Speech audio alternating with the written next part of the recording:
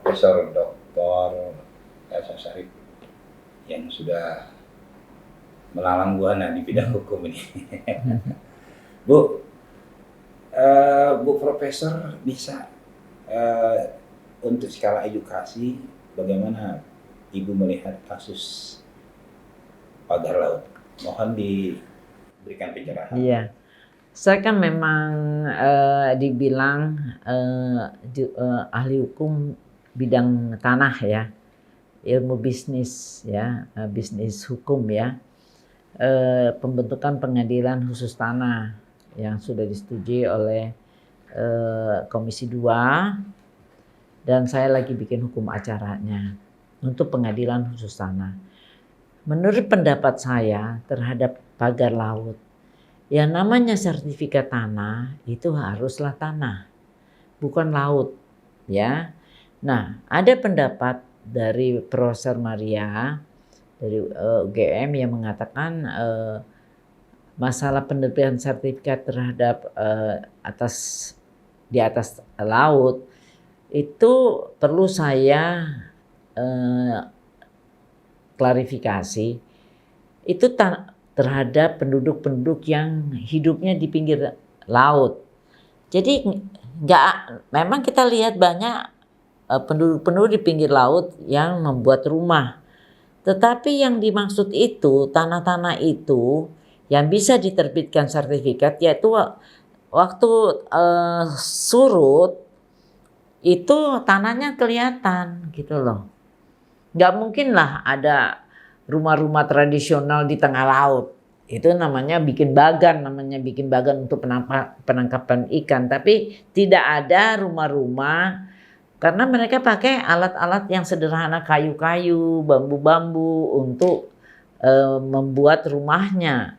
Ya, bukan rumah-rumah permanen, jarang sekali. Itu pun juga harus tetap di pinggir pantai. Waktu air laut itu surut, tanah itu bisa terlihat dan bisa diukur. Sehingga ada pengukuran itu. Tetapi pada saat air pasang itu terendam air. Nah, itu masih bisa kalau diterbitkan sertifikat, walaupun itu harus penuh kehati-hatian. Kita lihat bahwa itu adalah kepentingan untuk rakyat-rakyat nelayan yang perlu kita bantu. Memang rumahnya tidak di daratan, dia di pinggir pantai, bukan di tengah laut ya. Nah, pada saat ini saya lihat namanya pagar laut itu sudah sampai masuk ke tengah laut.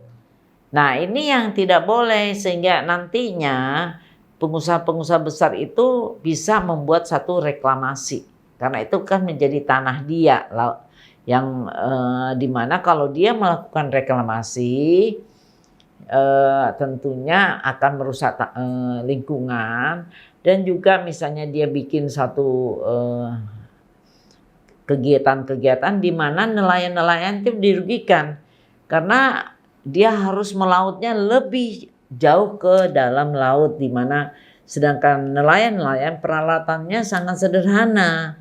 Tidak bisa kalau tanah itu laut itu sudah dikuasai oleh pengusaha-pengusaha besar.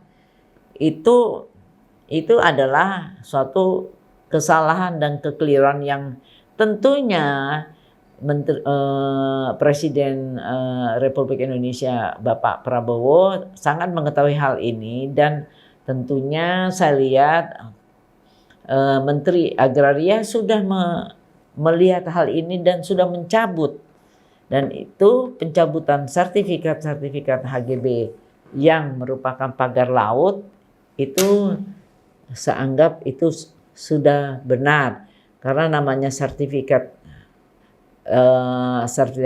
HGB itu namanya untuk sertifikat tanah, bukan untuk mensertifikatkan laut. Itu perlu dibedakan laut sama tanah atau perlu diklarifikasi tentang penduduk yang tinggal di pinggir laut itu kita karena dia menetap puluhan tahun di sana ya kita tentunya untuk melindungi hak-hak dia. yang tinggal di sana bisa kita terbitkan sertifikat, karena di atas rumahnya itu, di bawah rumahnya itu, tanah itu pada surut kelihatan tanahnya, tapi pada waktu air pasang memang masuk. Dan disitulah namanya rumah-rumah penduduk di pinggir pantai, di pinggir laut, bukan menjadi pagar laut, beda istilahnya. Jadi tolong perlu kita waspadai, perlu kita ketahui dengan baik bahwa berbeda dengan namanya rakyat kecil, nelayan yang punya rumah di pinggir pantai. Kan rumahnya kecil-kecil, 300 meter. Nggak ada yang 500, paling tinggi 100, 200, 300 meter. Kalau ini kan ribuan kilo. Perlu itu kan bukan penduduk yang perlu kita lindungi. Ini kan pengusaha besar. Jadi tentunya berlakulah Undang-Undang Dasar 1945 pasal 33 ayat 3, Presiden negara dapat mengelola hal ini untuk semua kepentingan rakyat, sehingga bukan untuk kepentingan pengusaha. Jadi saya sudah setuju dengan Menteri Agraria mencabut ratusan sertifikat yang telah terbit sebagai pagar laut. Terima kasih.